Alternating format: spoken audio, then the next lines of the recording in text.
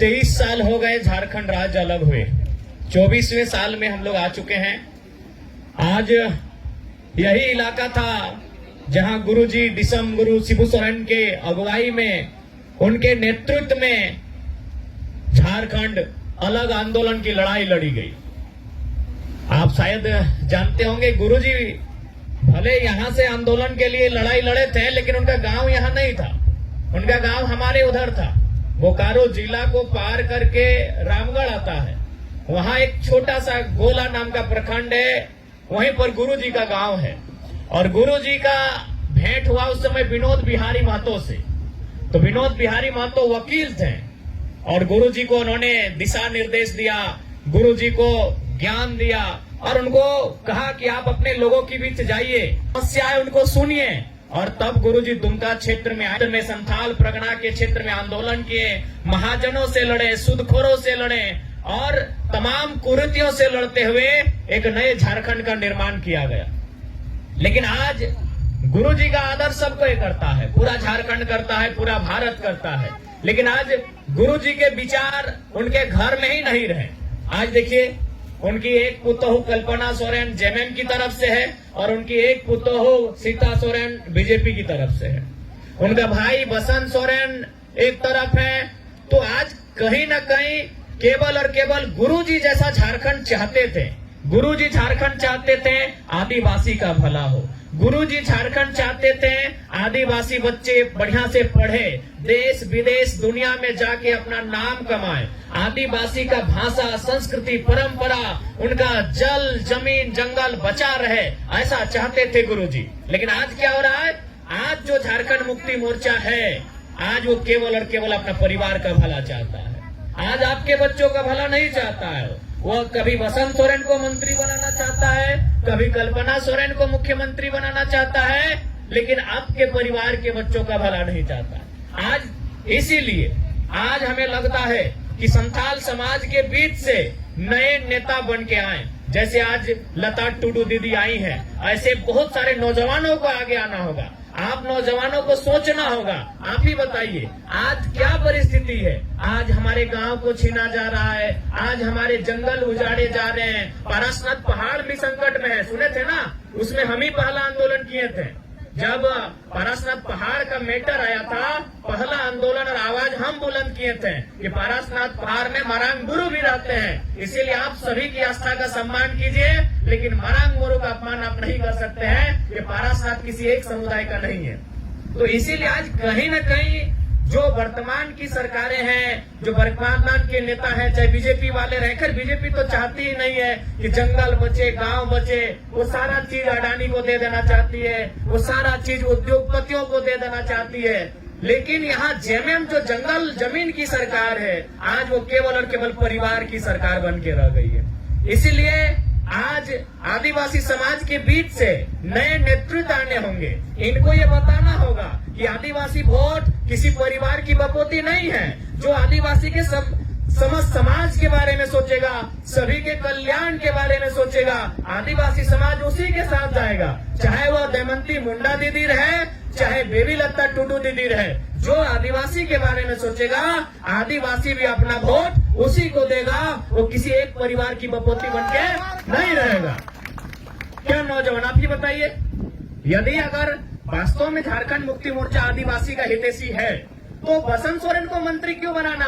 कोई गरीब बुधू सोरेन को बनाते, मुकेश सोरेन को बनाते, संजय टुड्डू को बनाते, विकास हांसदा को बनाते, सावन हांसदा को बना देते, अमित किस्कू को बना देते। आदिवासी समाज का ऐसे ही न भला होगा।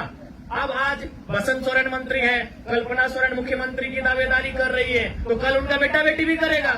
सीता सोरेन की दोनों बेटी दावा करेंगी कल 2 सीट से। तो आप कहाँ जाएंगे? आपके हक अधिकार की बात कौन करेगा? एक परिवार से समाज नहीं होता है। इसलिए इस बात को बिल्कुल आप याद रखें कि एक परिवार से समाज का भला नहीं होगा, 1-2 व्यक्ति से समाज का भला नहीं होगा। इसलिए आज आपको नए नेता बनाने होंगे, नए लीडर तलाशने होंगे, और नए लीडर आपके बीच हैं। बेबी लता टुडू आपके बीच है, रांची से दमयंती मुंडा आदिवासी समाज की बेटी है, आपके बीच है। और जब ये सदन में जीत कर जाएंगे, सदन में इस बात को रखेंगे, समता कानून को मजबूती से राज्य में लागू कराने पर तर्क देंगे। हमारा जो पेशा कानून है उसे मजबूत किया जाएगा। झारखंड को बचाने के लिए जो भी कानून होंगे, चाहे अनुसूचित 5 को मजबूती से प्रभावी रूप से लागू करना या इस राज्य को अनुसूचित 6 की ओर लेकर जाना, इन बातों को वहां रखा जाएगा। सरना कोड की जो मांग सदियों से चली आ रही है, दशकों से चली आ रही है, उस कोड की मांग को रखना। तो इसलिए आज हमें ऐसे लीडर की आवश्यकता है जो वहां जाए। आज देखिए, आज पूरा और पूरा सिस्टम एक परिवार के इर्द गिर्द, उनका जमीन बोकारो में, उनका जमीन दुमका में, उनका जमीन गिरिडीह में, उनका जमीन रांची में, जबकि आदिवासियों के जमीन को बचाने के लिए जो नियम बने हैं CNT कानून, वो क्या कहता है कि आदिवासी का जमीन आदिवासी ही खरीदेगा, लेकिन थाना के अंदर। अब बताइए, मुख्यमंत्री घाघरे गोला रामगढ़ जमीन बोकारो में भी खरीद रहे हैं, दुमका में भी खरीद रहे हैं, तो बताइए अगर एक ही आदमी सारा आदिवासी का जमीन खरीद लेगा तो बताइए भला होगा? नहीं होगा। इसीलिए आपको आदिवासी समाज की अगर हम बात करें, भला तभी होगा जब लीडरशिप की क्वालिटी हर एक गांव तक पहुंचे, जब लीडरशिप की क्वालिटी हर एक प्रखंड, हर एक जिला तक पहुंचे, तभी किसी समाज का उन्नति होगा। तो हम, चूंकि आपके बीच जो समस्या आ रही है रेल, बिल्कुल ये जमीन हमारी है, ये जमीन हमारे बाप दादा ने खुदकट्टी करके, कोड़ करके इस जमीन को तैयार किया है, पहाड़ को काट के तैयार किया है, नदी नाला को मतलब सफाई करके तैयार किया है, जंगल झाड़ी को साफ करके जमीन तैयार किया है। इसीलिए रेलवे अगर गलत तरीके से हमारा जमीन लेगा, बिल्कुल उसका विरोध हम लोग सड़क में भी बैठ के करेंगे, धरना में बैठ के करेंगे, और सदन में भी अगर जीत के जाएंगे तो बेबी लता टुडू आपकी आवाज बनेगी और सदन में भी इस बात को रखेगी। और आदिवासी समाज को लड़ने के लिए कोई सिखा नहीं सकता है। आज हमारे आदरणीय जयपाल सिंह मुंडा क्या कहते थे, वे जब संसद में गए थे, उन्होंने कहा था कि अध्यक्ष महोदय, आप आदिवासियों को लोकतंत्र की परिभाषा मत सिखाइए। जब दुनिया में लोकतंत्र आया नहीं था, तब से आदिवासी समाज में लोकतंत्र चलता आया है। तो आप हमको, आदिवासी लोगों को मत सिखाइए दुनियादारी, आप हमें लड़ने के लिए भी मत सिखाइए। अरे जब अंग्रेजों ने पूरे भारत में अपना आधिपत्य जमा लिया था, तब लगातार झारखंड से आदिवासी लोग विरोध किए हैं। उनके तोप का मुकाबला हमने तीर और तलवार से किया है कि नहीं किया है? बताइए। आज यही दुमका की धरती, यही सिद्धू कान्हू की धरती, आज इसी धरती से हमारे जो आदिवासी मूलवासी उस समय हुआ करते थे, उन्होंने हजारों की संख्या में जान देकर अंग्रेजों से मुकाबला किया है।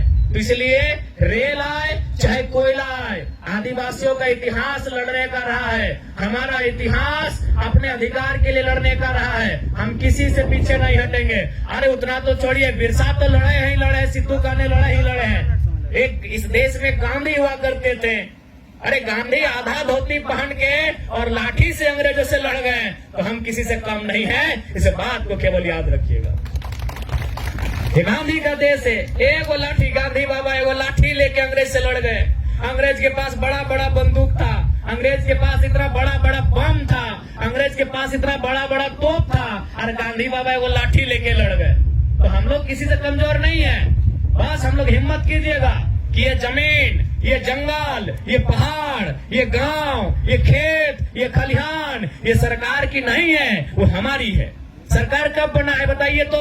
1947 में। अच्छा बताइए, क्या हम लोग 1947 से यहाँ रहते हैं? पता नहीं कब से रहते हैं भैया। तो सरकार का कैसे ये गांव हुआ, सरकार का कैसे ये पहाड़ हुआ? ये हमारा है, हमारे बाप दादा का है। इसलिए इस बात को याद रखिए। हम लोग सदन में भी लड़ेंगे और सड़क में भी लड़ेंगे। इसके लिए आप तैयारी कीजिए। भारत गांधी का देश है, भारत बिरसा का देश है। हम लोग कहीं पीछे नहीं हटेंगे। उनके तोप का सामना, उनकी गोलियों का सामना हम लाठी से करेंगे, किताब से करेंगे, कलम से करेंगे, लेकिन अपने अधिकार से समझौता नहीं करेंगे। तो ज्यादा समय नहीं है। हम लोग फिर, हमारे बीच हमारी प्रत्याशी है बेबी लता टुडू। इनका जो छाप है वो गन्ना और किसान है। बिल्कुल गन्ना किसान, यानी जैसे बिरसा भगवान। देखिए उस फोटो को, गन्ना किसान ऐसे दिख रहा है जैसे वो बिरसा भगवान हो। तो इनके छाप पे मोहर लगा के इनको दिल्ली पहुंचाइए। और जो रेल और कोयला की समस्या आ रही है, इस समस्या को हम लोग दिल्ली में भी रखेंगे और सड़क में बैठकर, जमीन में बैठकर, धरने में बैठकर वहां भी इसकी लड़ाई लड़ेंगे। आपको इस बात के लिए हम लोग आश्वस्त करते हैं। ठीक है, जो तो को जोहार गे, सब बढ़िया से रहिएगा। अच्छा से रहिएगा और मिलजुल के रहिएगा। जय झारखंड, जोहार झारखंड।